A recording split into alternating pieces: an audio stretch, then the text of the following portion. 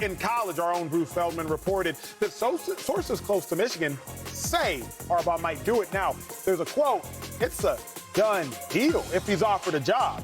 The Panthers owner had a conversation with Harbaugh, and the Broncos are, quote, doing their homework on him as well. Now, for context, Jim Harbaugh, been at Michigan for several years now, but the last 2 years, Jim Harbaugh's beat Ohio State, two historic college football programs. Harbaugh went to Super Bowl with the Niners. Colin Kaepernick went to a couple NFC championships. Colin Kaepernick, Alex Smith were his quarterbacks during that tenure. Dave Hellman, should Harbaugh consider a return to the NFL?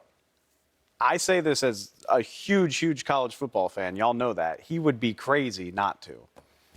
Newsflash, for anybody that doesn't know, coaching in the NFL is easier, in my opinion, than coaching college football. I'm not talking about the level of football. Obviously, it's a step up. It's several steps up. But in terms of what you are required to do, not to mention the expectations, think about that. Like, we're talking about this because Michigan just lost in the semifinals of the college football playoff for the second straight year.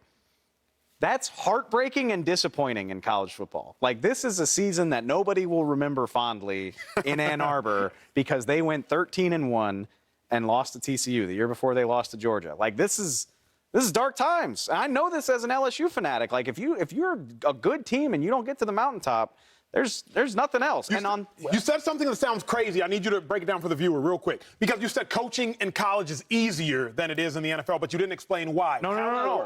Coaching in the NFL is easier. That sounds crazy on paper. Why. And I'll tell you why, if you don't know. In the NFL, you lose your playoff game, you book your flight to Turks and Caicos, you lick your wounds, you kind of disappear for a month, you come back around, you get in touch with the support staff and the scouting guys. You're like, all right, who are the prospects? What do you do in college football? You know, Acho. You know the answer. Straight to recruiting. 2 days later, you are in Macon, Georgia, talking to 4 stars, glad-handing with people, developing relationships. Hey, you want to come to Michigan? You think, like, we got a spot for you. This is 2 days later. I started my career as a recruiting writer. That's how I started in journalism. Signing day, that's when, you get your signatures and the guys join and you're all excited about it. So I go through my first signing day. And me as a writer, I'm just like, oh, my God, I'm so glad that's over. I've got a break. I can chill. We're done with this madness for a little while. My editor calls me. Hey, junior camp is on Saturday. You're going to be there, right? It's 8 to 8. The best juniors from next year's class are going to be on campus. The coaching staff's going to roll out the red carpet for them. So-and-so is going to be there. It was probably some guy that's playing in the NFL. That's how old I am. They're like, you got to be there, and it's all day. And that is the life of an NFL coach. You're recruiting during the season. A college coach. I'm sorry. Yeah, so thank you. College coach. You're recruiting during the season. You're recruiting right after the season. You're recruiting throughout the offseason. And if you slip, by the way, in the world where Bama's going to get 15 5-stars and Clemson's going to get a bunch of them and Georgia's up there, in a world where that's happening, you slip 1 year, you're out. You're not getting back to the playoff. Absolutely not. Doesn't that sound exhausting to you? Absolutely. Like, in the NFL, of course, it's hard to win the games, but that's all you have to worry about. You got a scouting staff that's going to bring you the players. You got like you don't have to convince anybody to come play for the Denver Broncos. You just you say, hey, you want some money to play for the Broncos? Cool. That's it. No way. Like, it's a higher level of football, but the culture of coaching in college is exhausting.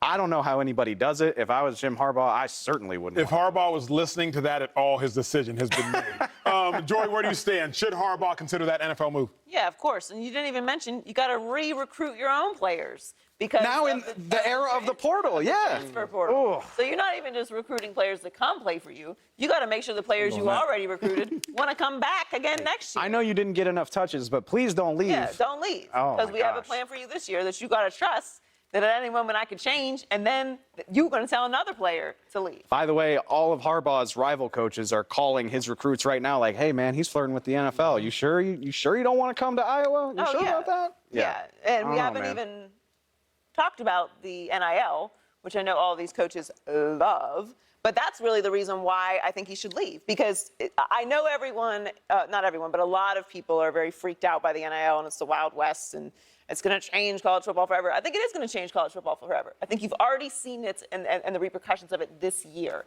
Because what it has done has, in a lot of ways, solved the biggest problem that college football had, which is that there's no parity. We see the same teams every single year There's no one that no other teams even have a chance to recruit any of these guys. That has, in a lot of ways, changed. It's leveled the playing field. Now some of these smaller schools, different organizations and programs can get this talent because they have the opportunity to offer them NIL money. So that's changed it as well.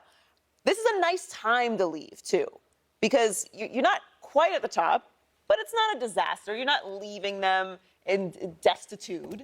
So there is some element of that as well. If you lose one game in college football, it's a failure. Mm-hmm. One game. If you don't lose a game in the NFL, we're worried about you. Have you been battle tested? What's going to happen when you get to the playoffs? Like, you're going to expect there's going to be so much pressure. It's a bad thing. Yeah, like, you need to lose a couple more times. We talked about the Eagles. So what are we going to do when they lose their first game? Is it going to be towards the end of the season? Are they going to panic? It's a bad thing to go that long without a loss in the NFL. And more importantly, when we talk about college coaches making the jump to the NFL, there is always the question of if they're going to be able to coach in that level. We already know Harbaugh can do that. He did a great job at the NFL level. It was a matter of things within the front office in San Francisco, and there's some relationships. And look, Harbaugh might rub people the wrong way from time to time, but if he goes to the right situation, I mean, he's 44-19 as an NFL coach. 2-5, where you stand on Jim Harbaugh? You gotta go. Go get the big bucks, brother. No, I'm being serious, but he should leave, man. I think it was cool to do the college thing, right? He went to Michigan, and put that in the bucket list. Beep. Now that's done. Goes back to the NFL. I think that's where his real roots are at. Frank Gore is one of my best friends, and I remember from 2011 to like 14, he raved and praised Harbaugh. He's this, he's that. The players love him. Now, granted, he has some issues in the front office, but the players love him. And I think one thing about Harbaugh, he can win games. He's gonna do a great job of getting defense. That defense he had over there at 49ers, they were for real. Like, for real.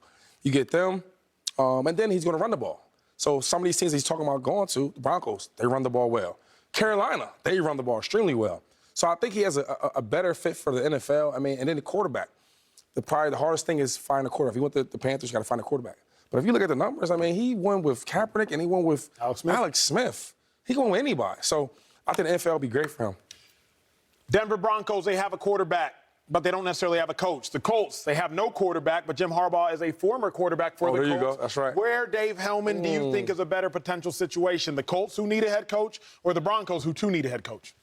You know, I think, and Joey mentioned this, like, we know why Harbaugh left San Francisco in the first place. There was a little bit of a power struggle there with the GM. I wonder, it all hinges on Russell Wilson, obviously, but we already heard the Broncos' new ownership group said, like, the coach would report to us. Like, you don't have to worry about getting entangled with the general manager. I wonder if that would raise Harbaugh's interest level. Like, okay, like, if I've got some job security, I'm not squabbling on the ladder of command in the Broncos organization. I think that could be really interesting. And obviously his background is in offense. He knows a thing or two about quarterback play.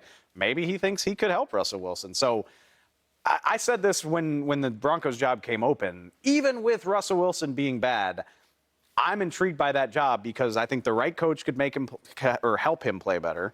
And they have a better roster than most teams that are firing their head coach. So I lean Denver for sure. It will be fascinating. Harbaugh, one of the biggest names in sports. Whenever a huge football name is on the move, you better be watching it. Coming up, Kyle Shanahan has the 49ers rolling right now, 9-0. Brock Purdy is still the starting.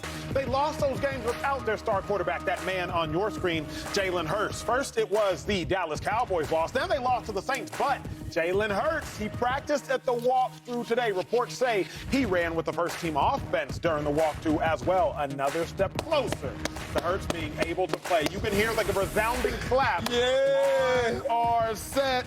Shady McCoy, Eagles all-time rushing leader. I know you're excited about this news. Should the Eagles play What you say? You're in the Eagles locker room. He's practicing. Okay, bet. You know what that meant. That was the call. Bye. You didn't say bye. I can't say bye. I'm too excited. Listen. You don't even know the question. I love to say this. It's about my Bears. Go ahead. Ask me. Come on. Should the Eagles play Jalen Hurts? Yes, they should. Look, listen, Acho. Sources close. A close source told me that he's playing. I always want to say that. That's like my thing. I see it on ESPN and Fox all the time. Like, anyway. Yes, they should play him. Why not? Why shouldn't they play him? Since he hasn't played, we've lost games. This is an important game right here. Mm-hmm. It's for the number 1 seed. And everybody knows this. The number 1 seed is so important just because simple reasons like this. When I was in the, well, not the bubble, but we was in the COVID, and it was like no fans there. When I was with the Bucks, we had that whole playoff stretch, right? We're all away games. People don't know